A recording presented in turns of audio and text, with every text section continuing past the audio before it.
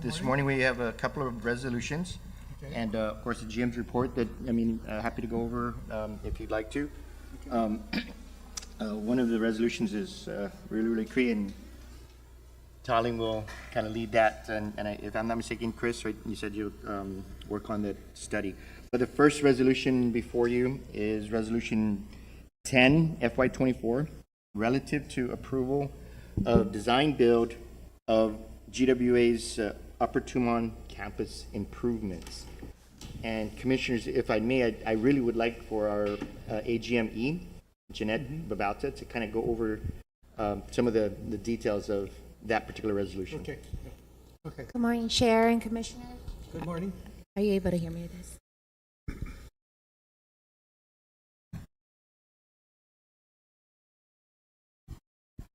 I think it's on. Okay. So the Upper Tumon campus improvements comprises of both the Upper Tumon customer service, the warehouse, meter test bench facility, as well as a laboratory. Okay. We are proposing a design build project delivery method broken down into two phases. The phase one will be the most urgent need, which is our warehouse facility as well as our meter test facility. Phase two will comprise with the Upper Tumon campus as well as the laboratory. Customer service, sorry. Customer service. For customer service, my apology, the customer service and the laboratory. So these were built in 1993, and it has its normal wear and tear over the years, and it has not gone through any significant renovations. As you know, when you visit our Upper Tumon customer service building. And then with the warehouse itself, which is our phase one facility, it was in need of repair, and over the years, it has significantly deteriorated, and then with the Typhoon Maywar, it has caused even more, exacerbated the actual damages to the building, as well as incurred additional damages to the roof of the building for the meter test bench facility. The overall intent is to require your approval of this. I can go through some of the key issues. For the laboratory itself, I think I touched on the customer service. The customer service building is in need of repairs. It needs to meet the current building code. We're hoping that it can renovate it to meet the customer experience that we have here at Padian. We're using this as a role model. And then in the laboratory, we have 3 laboratories, and the intent is the laboratories has to be operational throughout the construction. Our overall intent is to close it down temporarily during the weekends when we go into construction. We need to change the ventilation and exhaust system for, especially for the current laboratory needs, because it has needed its useful life. Answer any additional questions that you may have. Commissioner Santos. I thought we had plans to put our disaster recovery center in there. Is that not in play today, or So, what is the plan? so my understanding is that the disaster recovery center has now been shifted to the Ukadu No, the Center.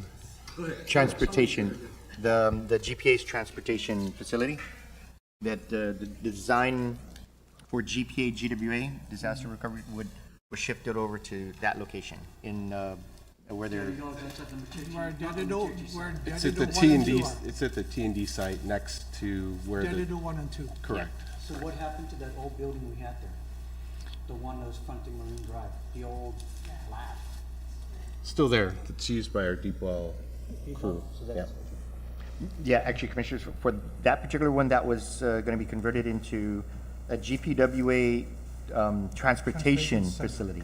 okay. Yeah. What would GPA and GWA's, So where is that plan for the disaster recovery? Is it a GPA spearheaded project? GPA is currently working on the design for it, and it's going to be a 2-story location, and it's also going to include backup system control centers for both power and water, as well as the DR sites for both. So it's a GPA led project? Correct. Okay. Okay. That's all, Mr. Chairman. So for the warehouse, when you say design build, you're not just reskinning it? Is the internal still, it's still building, right? Yes. So, go ahead. Yes, it is. It's just still. So you're not just reskinning it, or what, you're tearing it down and rebuilding altogether? We're tearing it down and rebuilding it. As you know, if you go out there today, the entire roof on one portion, half of the building is gone. The Just the offices are no skin though, longer. or the beams? The beams are still there, although we have to replace the Z purlins. Right. So those needs to be completely replaced and reskinned. So it has reached its useful life. I think it will cost more to just do a Band-Aid approach. We want to ensure that with the renovations of the customer service, look into repurposing a portion of it and make it more efficient. Use the ample space for the warehouse to have conditioned space so that we can build out new offices. As you know, it's very cramped in customer service. In order to have the same level of customer experience down we have here in Fidian, it's really to expand the overall customer service in the customer service area in the customer service building. So it's very small in there. So with repurposing and rebuilding the warehouse, because you can't, with the actual shell is already rusted, deteriorated, we have to rebuild the entire structure. It is actually far more cost effective to do it that way. Well, just real quick, then go to page 12. Sure. And just look, because this is one of the pictures that you guys submitted in this thing.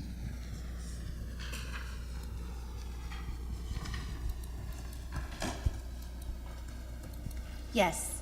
Okay, so from a engineering standpoint, your side, it is far more cost efficient for us to totally tear this thing down as opposed to what Commissioner Imchakwa was raising concern of just look at the infrastructure and see if we can use it. So that's why we're doing a design build project delivery. Okay. The intent is to build a design builder to come on board to take a look at the structural assessment of it. Okay. We know that the Z purlins are pretty much damaged. Okay. So it's really to do a cost-benefit analysis of whether or not what can actually be salvaged. Because overall intent is that when we build this out, that it will last us for the next 50 years. So we don't have to come back again. So that's the overall intent. We want to bring in our subject matter expertise on board to really understand and study the structure itself and determine whether or not we can salvage it or whether or not it's best to replace it. And what is the intent what is the what's on the GWA's wish list? Is it to go with a steel structure or to go with a concrete structure? I'm smiling because obviously for resiliency, we all want concrete structures. But for cost-wise, I have Tolling towards on my right here. We have to do we're going to do a cost-benefit analysis when we do a design build, and we can determine. But more than likely, the concrete structure will probably cost 2 or 3 times more than what it is to have a metal structure. But please note, nowadays they have metal structures that can withstand typhoon conditions. So that is the overall intent, is to look into some form of hardening of our structures. I just want to make sure I understand you correctly. Included in this overall project is the fact that when you work on the warehouses in the back, there's a warehouse for the test bench facility, warehouse for all the supplies that GWA needs, pipes, whatever. You're also going to build out some office structure in that building, is that correct? So in the warehouse facility itself, there are some, if you go in there today, there are some spaces for offices, but right now it's been deteriorated to the point where people can't use it. No, but what I'm saying is you want to have some ability to put people there for office purposes, to move them out of the main building where they're at right now. Yes. And to enhance your capabilities. I don't have a problem with that. I just want to remind us that there's also something we wanted up in that building, and we shouldn't forget about it. and Commissioner Santos, tell me if I'm correct, we wanted a backup for our IT. Yeah. We wanted a place there. Now they're moving it to be combined with GPA, which So- is fine. No, so that's what I wanted to clarify. Right. That was supposed to go there. That was our original intent, right? And then, so now that's going up to the, what do you call it, the center, the Disaster Recovery Center? Is that what you're calling it? Correct, yes. That's a brand-new building that GPA's in charge of. Designing, yes, Designing and moving forward with. correct. And you'll both be in there, and the backup facility will be in there also? I mean, right? Yes, Okay.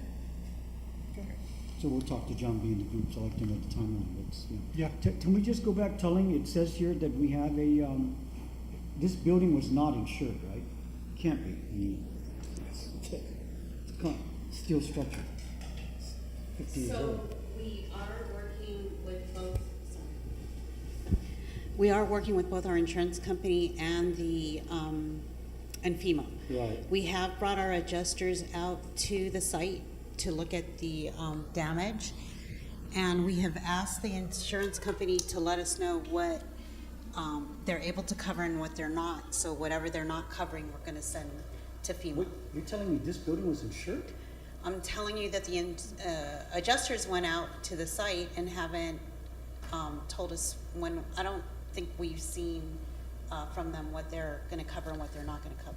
So it was insured then, and you had an adjuster go out to do a claim Right. Filed a claim, package. so that But it means- was We're in insured the for process of filing typhoon. a claim. They're actually coming in, I think, this week. But you had a policy on the building for typhoon coverage? We have a policy to cover our property. Blanket policy. Inclusive of typhoon? Yeah. Hey, if it's covered, it's covered. But, you know, you can't file a claim unless you have a policy. Right, right. So So they, Are you so we have gonna been file a trying, claim with FEMA? right, so we have been trying to get our insurance company to tell us what's covered, what's not covered, so we can get back to FEMA and file those, the claims for what they're not covering. Sure. What's the total square footage?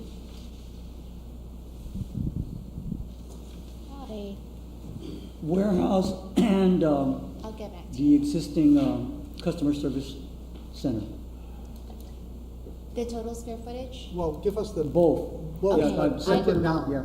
I don't have that with me, but I'll get back to you on that. Can you, what you can do is just email it to us, I will. because we'll need it for Tuesday's meeting. Okay. That's the beautiful thing about having work sessions. We get to go through this dialogue and this back and forth, and if there's something you don't have, you get it to us, we talk about it at Tuesday, okay? Thank you. Thank you. Right, Commissioners, if I may, so we're seeking approval from this board to go into the design build Sure. procurement services, but ultimately to also seek approval to go to the PUC to do. To request their approval for Right. this plan. Right, Yeah. before we even advertise. Oh, yeah, to, yeah, you yeah. know, No, you have to do that, because Okay. otherwise you can't put it out to bid. Correct, Got it. all right. So let's get it through our process, and then the resolution should make sure, I haven't reviewed the resolution, but it should make sure that you're authorized to go to the PUC. Teresa will take care of that part, right, Teresa? Just one question. Sure. On Commissioner the, Martinez. on the laboratory, the replacement there is for the ventilation and exhaust system.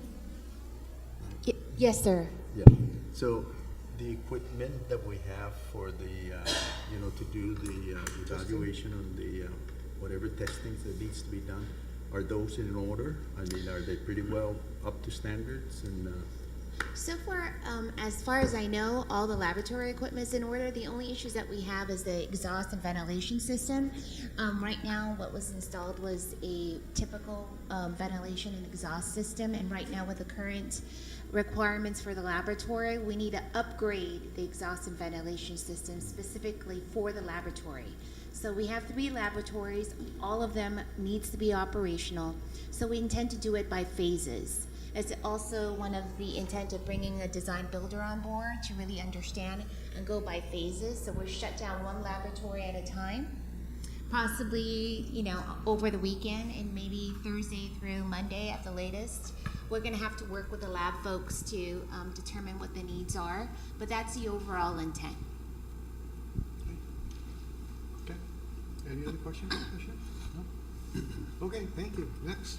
All right, Commissioners, the second resolution 11 FY 24 relative to approval of the FY 2025 to FY 2029 5-year financial plan and CIP. I'm gonna hand it over to our CFO, Taling. Okay. Good morning. Resolution 11 FY 2024 is relative to approving the 5-year financial plan and capital improvement program for fiscal years 2025 through 2029. As you might be aware, in the 2024 order from the PC, after the approving the true-up, they requested that we submit the next multi-year plan to them on April 1st. However, we went back to the PUC and asked them to revise their schedule because of the ratepayers' Bill of Rights and our requirement to notice. We're required to, 3 months before we filed the rate increase, we're required to notice the public, and then 1 month, 30 days before we will file, we're required to include a bill insert to our ratepayers. So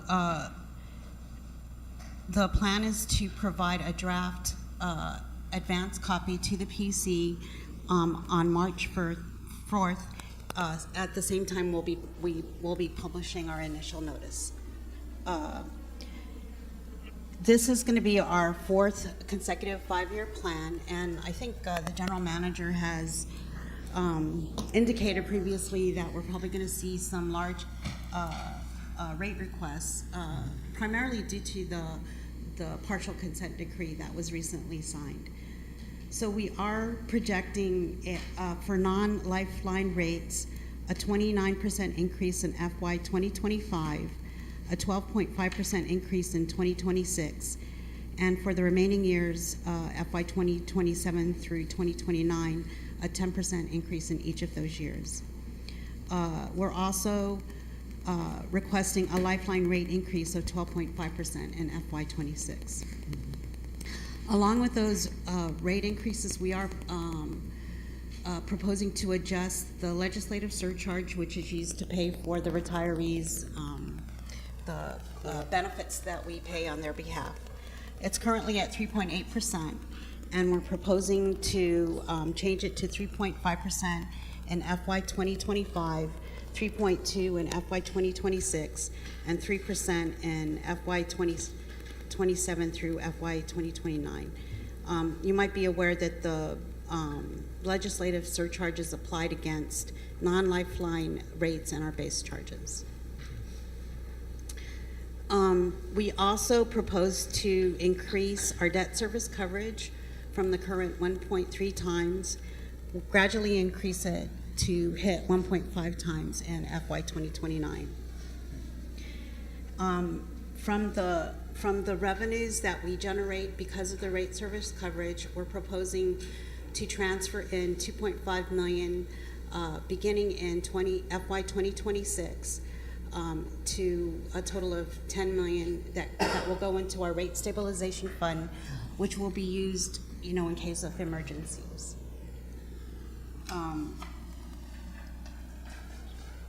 Along with the financial plan, we'll be submitting our 5-year CIP, which totals $898 million, $898.7 million. That's for the 5-year period? That's over the 5-year period. Okay. And Go ahead. And how we plan to pay that includes $89 million from US EPA grants, $3.75 million from systems development charges, $115 million from revenues, and those revenues are generated as part of the debt service coverage. And then Telling where is this on the resolution? I don't see it covered. Am I missing it? so I can go through the it's It's in one of the attachments. attachments? Yeah. Okay, let me just go What find page it. is that on? you know? So there's an overview in the resolution, and then in the narrative discussion, which I believe starts on page 52. 52, yeah. There's a section on the 5-year capital plan. It's on page 6 of the narrative. So it starts on 53 as your narrative to begin. Right. The actual numbers you're talking about in 54, that's where the proposed rate increases that you spoke about. Right. I was tracking up till the 10 million rate stabilization fund, but then Right. I'm not tracking where you're referring to the other numbers. Sorry. So I'm jumping between the resolution and the narrative. Okay. Stick to the narrative. Oh, I see it. It's on page 58. The CIP descriptions. Right. 5-year capital improvement plan on page 58. So we plan to use $780 million of revenue bonds to help fund the CIP, and that includes Page 59. in FY 2025, $250 million, in FY 2027, $310 million, and in FY 2029, $220 million. Okay, and then of what on the CIP descriptions here are specific to the revised consent decree? Partial consent The decree. partial consent decree. It's the CIP contained under wastewater collection and wastewater treatment, would generally be tied to the partial. On page 58 of the narrative, which one of these items in the CIP description is associated with the partial consent decree? Wastewater collection, which totals 268, And see that? wastewater treatment, right? Okay. and wastewater treatment, which is Another 62. 62. The Schedule E of the resolution packet also has a more detailed breakdown of the CIP. That should be on page, Tully, this number, this included in this group of numbers, are you also, is anything in here anticipating PFA? right. So we So are that's also including People. capital improvements to address emerging contaminants. Okay, so right now, PFAS is still an unregulated contaminant. That's the correct term for it. Teresa? That's correct. And therefore, but we are aware that EPA has an intent in the near future to move it to a regulated contaminant. And so at that point, that requires us to do some things. So And we're that's- already planning treatment So facilities. this is, that's what I'm saying, these Yes. are those numbers. Right. So it's in addition to the numbers that come out from the partial consent decree, you're anticipating the coming rule for regulated contaminants for PFAS, and you're anticipating what you're going to have to do to address that. Okay. And attachment E, I think it starts on page 92, is a detailed listing of the CIP plan. That Which- ties into this breakdown, Tony? Yes, sir. So we go to page 92, we can see a breakdown of the, Of the specific projects. yeah. Also included is, we're doing an aggressive replacement of lines for water lines so that we can address our water loss and try to bring that down. So the big groups to me are the partial consent decree, Right. your PFAS number, And water line replacement. and your normal water line replacement that we have to go through. Right. I think one of the things that I remember is we've come to the point where we realize that to control the water loss, we have to replace pipes. We have to replace all the pipes on the island. So this is a long-term project and a long-term solution. So on page 54, should that be water production, not water Yes, projection? You're right. Okay, because I was did wondering catch what that is. Yeah, sorry. It's okay. I was just wondering what it was, and then on page 92, it shows water production, the Yeah. breakdown there. I just caught that too. We'll fix it for the, For the meeting. Final meeting. right. Yeah, Go. okay. So telling, going back, so the plan is now the PUC, and if they approve it, then we have to go to the legislature, right? Because we need authorization, obviously. Right. For So the schedule that we're trying to we get. do have draft legislation. Already, Right, okay. and one of the things that's not included in the plan at this point is WIFIA, possibility of getting a WIFIA loan, which will save some costs, and also tax exempt commercial paper program. Which we So, plan to kind of, so it's in the draft legislation, and we've been working with our legislative chair on trying to get that introduced. okay. And is it broken down as to what we can possibly get? Because we're looking at 800 million. roughly, I think the right? plan is to get the first two tranches of revenue bonds first. Okay, And then come back to them for the revenue bond for FY 2029. I'm gonna tell you that Commissioner Sanchez is gonna ask for the whole 800 million. Oh. No, I mean that, he said there was some success and actually need better planning for you guys. As opposed to running back to legislature to. I think, well, I'd prefer that also. Right, okay. Yeah. So that would be the plan, despite what you want to do with the other forms of financing. Right. Okay, so. Well, even if we got the tax exempt commercial paper or the WIFIA loan, Right. we'd still need that borrowing authorization. Well, up the amount, so Right. the next question then is within this structure that we're talking about, are there any other bond refunding that we're looking at in the next 5-year period? We'll continue to look at that as As an they become alternative to callable, the- as they become callable, yeah. So, I think after 10 years Yeah, that's of the what I'm initial saying. issuance, Right. they become callable. Okay. so under the water production detail for the PFAS water treatment, I don't see any of the funding source related to the class action suit. Is that just not being considered? It's not being considered because we don't have a clear understanding of what that would entail. I don't know if council. That's correct. The proceeds or the settlement amounts that we anticipate to receive from the class action suit are not included. And that's because at this point, that figure is unknown.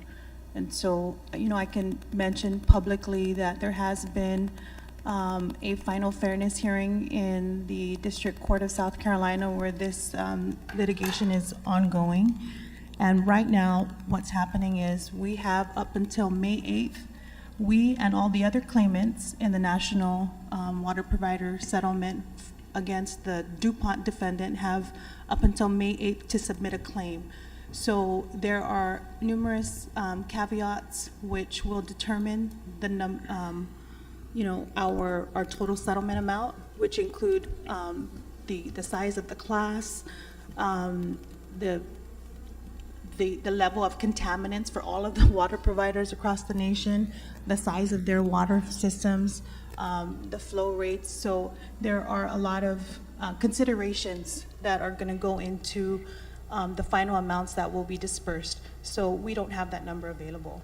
Okay. And even when we submit the claim in May, there still isn't a specific time frame on when we can, at this point, first learn about, I guess, what the amounts will be. So it's not included in this plan. The only reason why I ask is because it's over 20% of this total CIP budget. Good point, I mean. The water production side At some is- point, we'll just say that money's tied to. Well, I We mean, can put we're doing a rate increase, right, to project this, and we're not accounting for the potential funding I'm with you. source, so I'm just wondering how that's being baked in, if not, because 29% in 2025, it's a big jump. And, and as we move through the 5 years, as other funding becomes available, we'll certainly, adjust as we do the true ups. Well, I have to make a statement there. It's going to be a big number because we didn't get the numbers we had asked for Yeah. in our last 5-year rate plan. That was gonna be my other question, is that a portion of the true up? Is that in that 29%, is that part of it, is part of that a true up or no? As we build up our debt service coverage, so you might remember, because we didn't get the rates that we requested, our debt service coverage has, Depleted, somewhat yeah. deteriorated. We've used our reserves, and so certainly the rate increase is related to that. Rebuilding our reserves, shoring up our debt service coverage.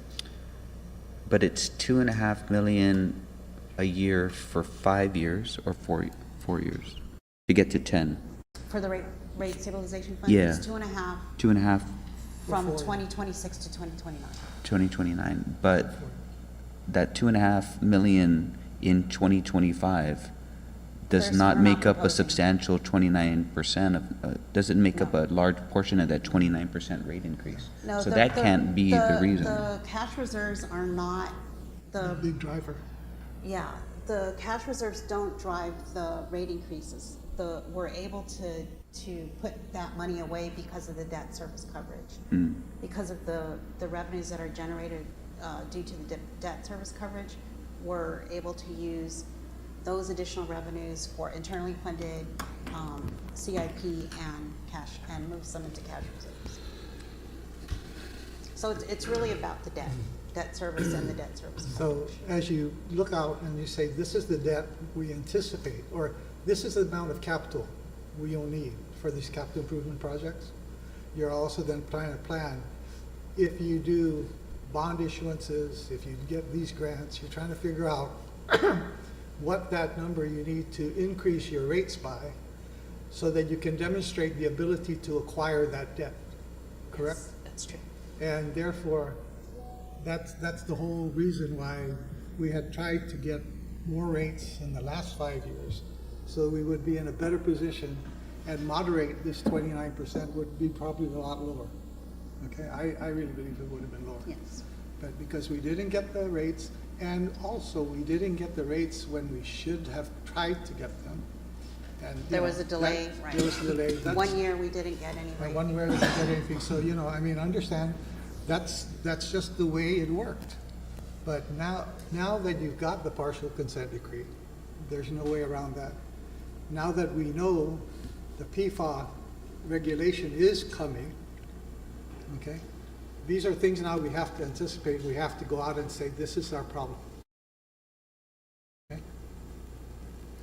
A couple things I wanted to mention about our operating and maintenance expense. We have built in the salary migration. So we're proposing, I think Chris is probably gonna talk about it in more detail later, but we are proposing to go to the 30th percentile in FY 2025 and gradually increase 5% until at FY 2029 we're at the 50%. We'll talk about that when we Right. get to it. It's in the agenda. The other big driver in our O&M is, at least in FY '25, is power. We're projecting an increase to address any LEAC increases, and then in '26 we start to see a reduction because of the Ukidu Power plant. power plant. And then the other big increases in chemicals, combination of the GAC that we will be purchasing to help with the PFAS treatment. Okay. Commissioner Santos. Tony, go to page 93. I just want to make clear that, I thought we were having discussions about the Higatnya wastewater treatment plant, but it looks like we're going to spend some money to It's do for the an planning. evaluation? It's the planning. It's to plan, I think we are required in the partial consent decree to plan secondary treatment, not to pay for it, but to Just look like at. to figure out how you're going Right. to do it. And that's US EPA funds, or what is? Well, it's part of it's in the consent decree. Right. I'm not sure if. How we're going to fund it? We currently have some US EPA grant funds to take a look at, so we're gonna start. We currently have some EPA grant funds to take a look at Higatnya. We are working on the force main of Higatnya, the Higatnya pump station. That's all part of the consent decree projects, so that's currently in the design phase right now. As far as as part of this, we're also looking into secondary treatment. Shortly we'll be coming back to you in regards to any future CIP improvements, capital improvements for overall the Hagatna wastewater treatment in regards to our controls and electrical, because it has reached its useful life. So in any of the discussions that we're having with FEMA on this hardening initiative that we're pushing, is that even in the discussion about this whole Hagatna wastewater treatment plan, or is that not part of our hardening efforts? A great question. So when FEMA came in here, a separate part of, there are two FEMA teams. One who came just immediately after Maywar to assess the damages.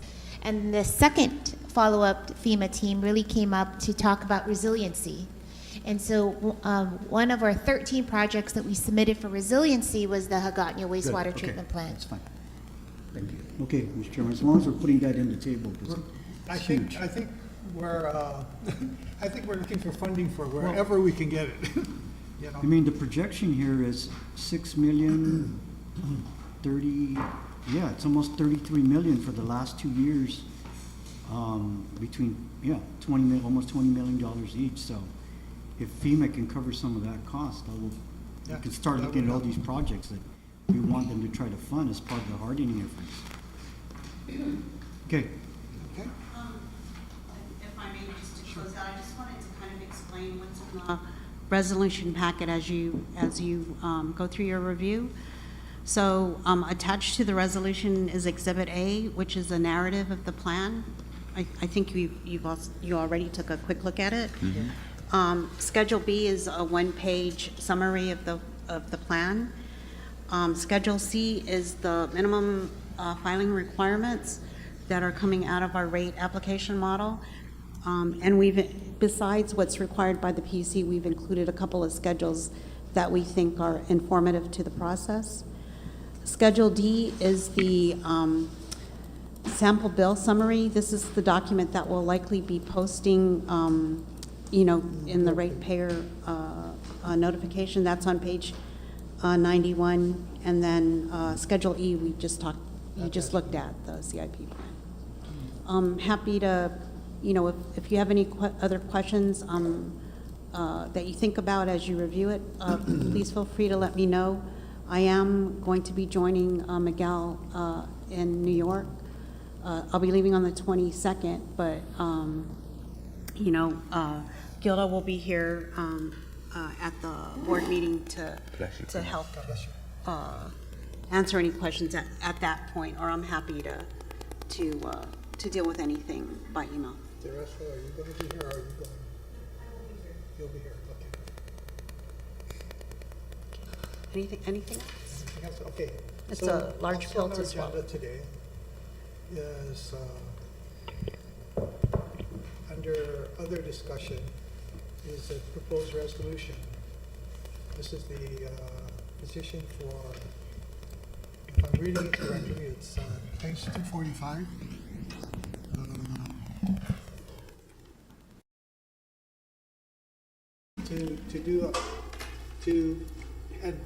How do you phrase this? This is, what is it called? It's a petition Petition for a salary migration okay. from our 2017 strategic pay scale to the updated 2022. Okay, so I see one page here and then more pages.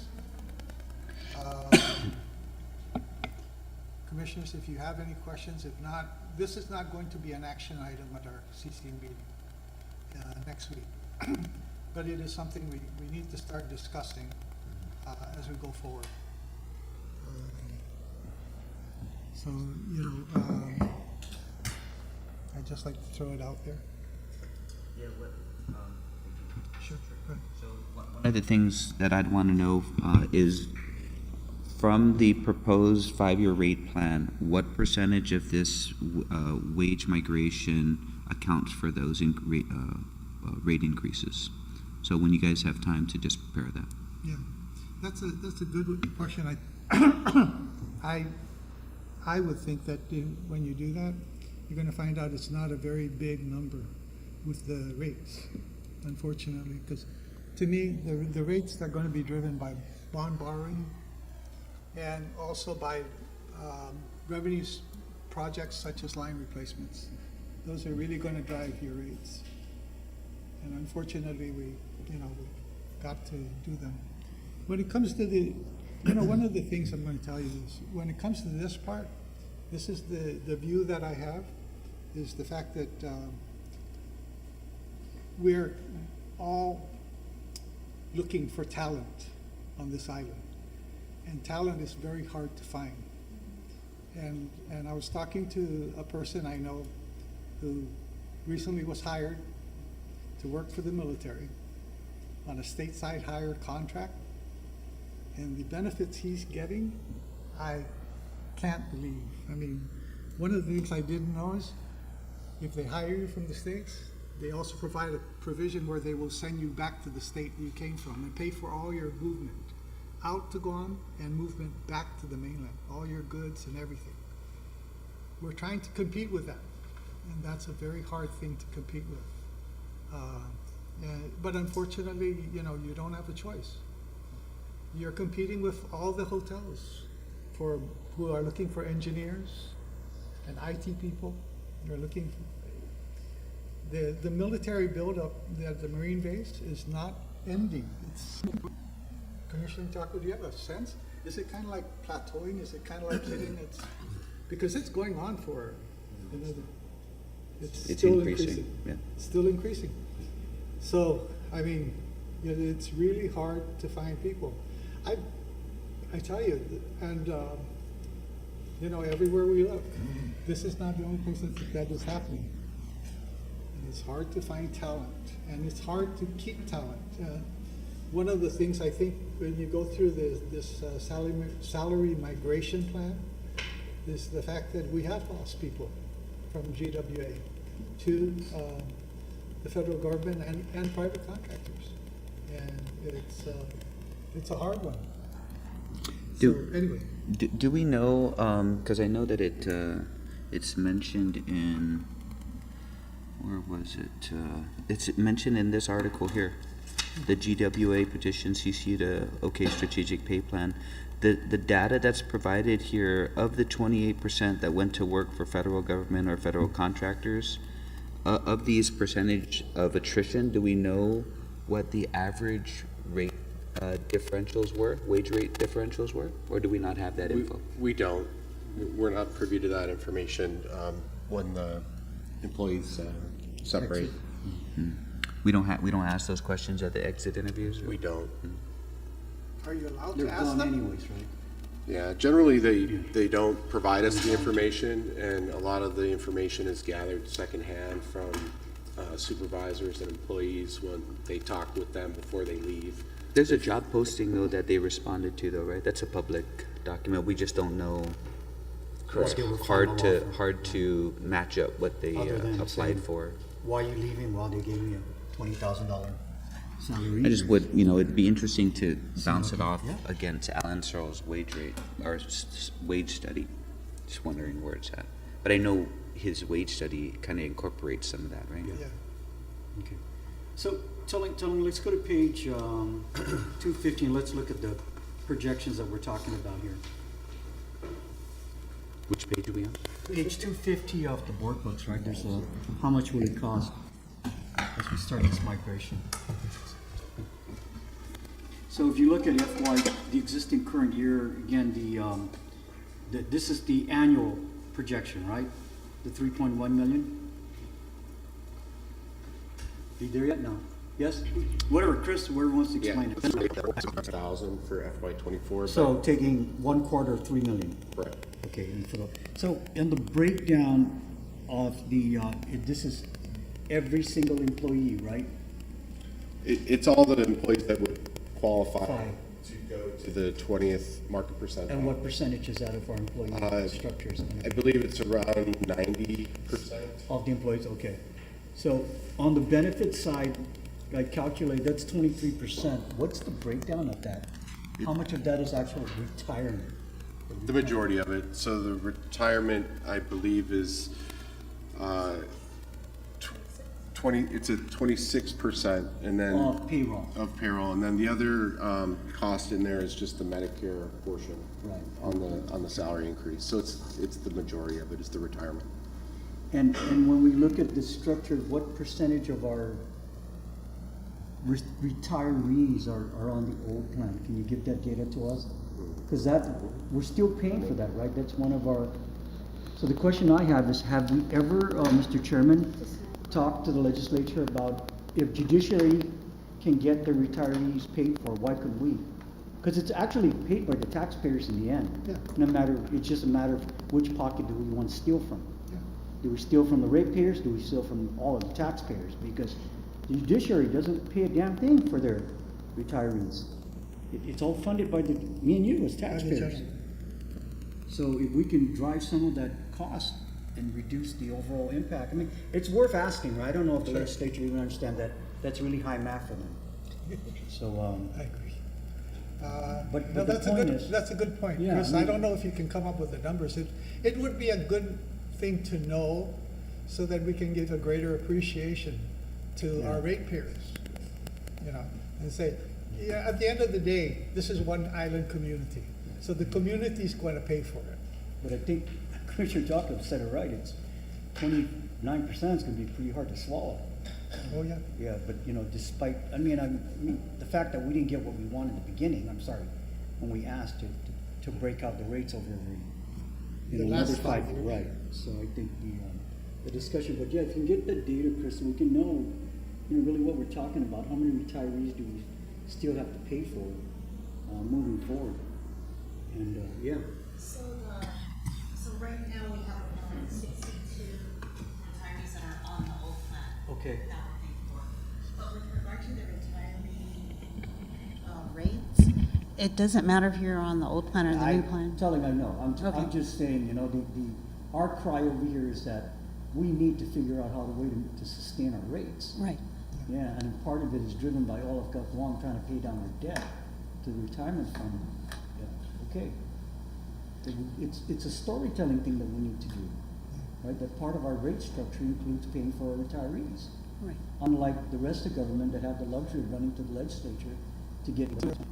Right. So right now we're paying for about 62 retirees So we only have 62? on the old plan. Yeah, but how much is that? See, it's still a dollar amount that we're chasing, right? Yeah. So just come up with But figures. how big is it, 62 individuals that are still on the old plan? Wow. No, that are retired and we're paying Oh, okay. benefits. Same thing. Yeah, same thing. Okay, I'm interested in how many of our current employees are Okay. still on the old We plan. can get you that number. Because That's the future. That's the future for us. I mean, you know, that's the future for us. They're going to join the 62 club in the future.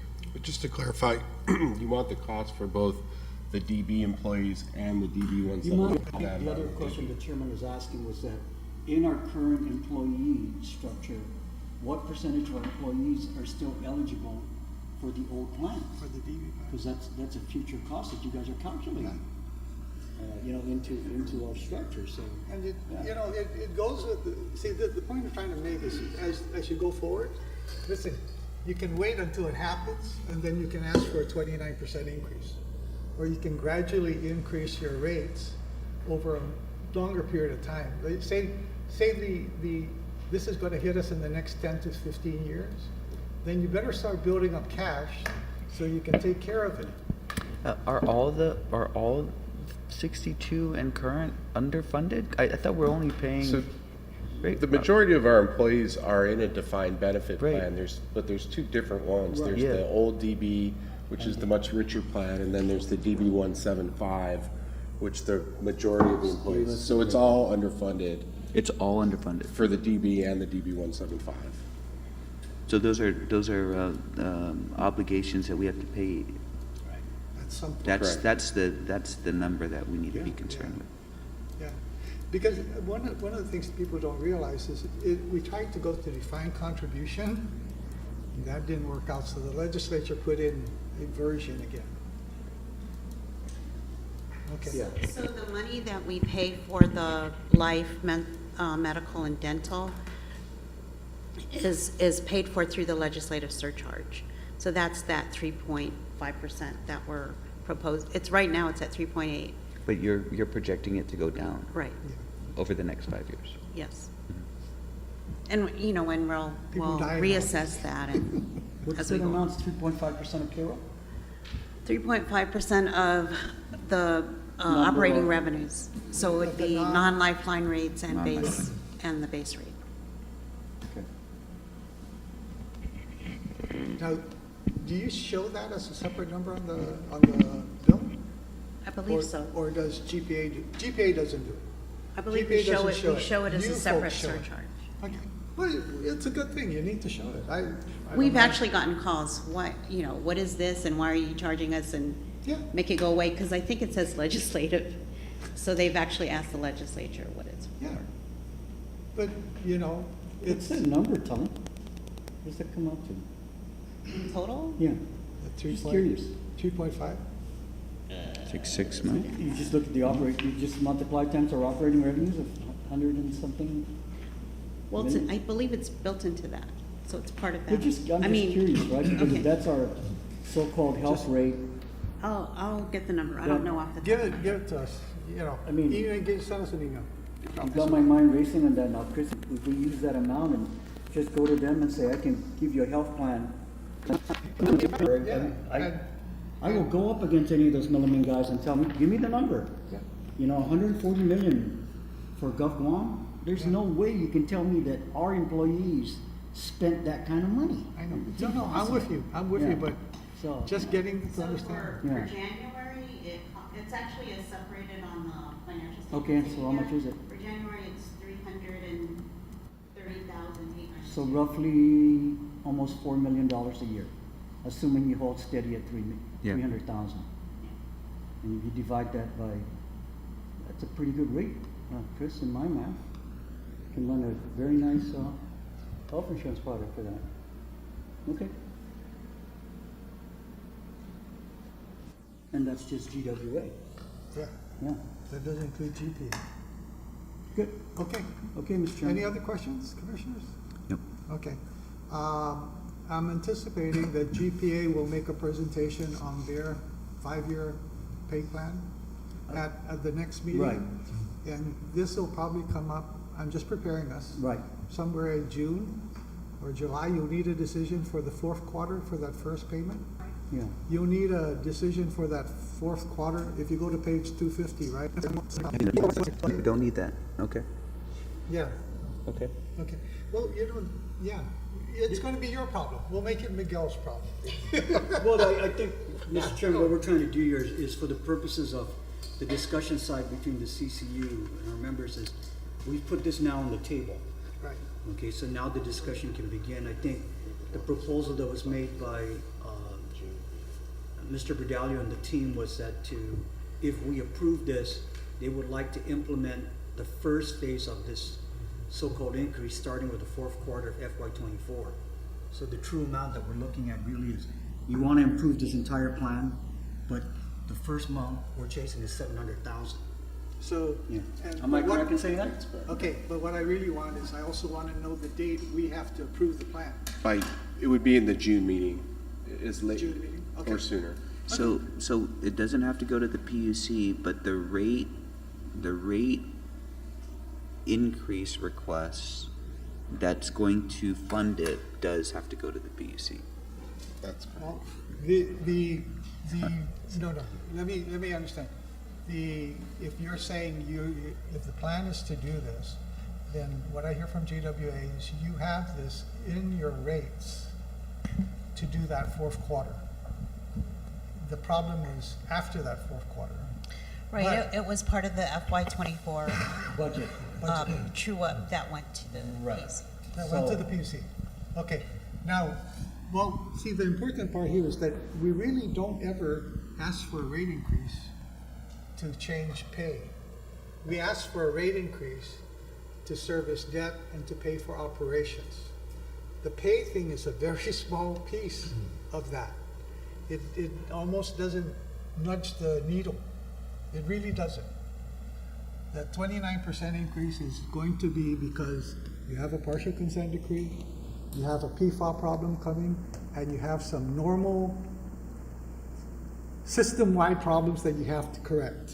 Replacing pipes, upgrading pump stations, you know, those are all the things, and you, the cost of chemicals are gonna keep going up, nothing's going down in price, nothing. Except maybe the solar farms, if you can get them to be cheaper and get away from some of the high costs. No, I'm serious, you know, that's what we need to do is find a way to cut costs. And to me, the biggest cost is the LEAC. And if you can find a way to cut that, we all share in that. Even the general government shares in that. DOE will benefit from that. But it's solar farms that you better get in online, and I don't know, you guys need to figure out how you're going to get a piece of legislation so that we don't have these stupid stays. We really lost out when NG went away. That was 12.5 cents for batteries that shifted power to nighttime. Never mind, sorry. I shouldn't talk. I apologize. Okay, any other questions now? No. Okay. So we just have to wait until June to implement? No, we have to make a decision Yes. At on some this point. ele- in this thing by June at the latest. Yeah. The June meeting would be the latest. We could make a decision in May. We're at February. March, GPA will bring their group in. And then what we're going to do is we're going to look at this, and hopefully by the time we get to May, we're going to be able to say, yes, we're going to make a decision. Okay. Okay? Okay. Okay.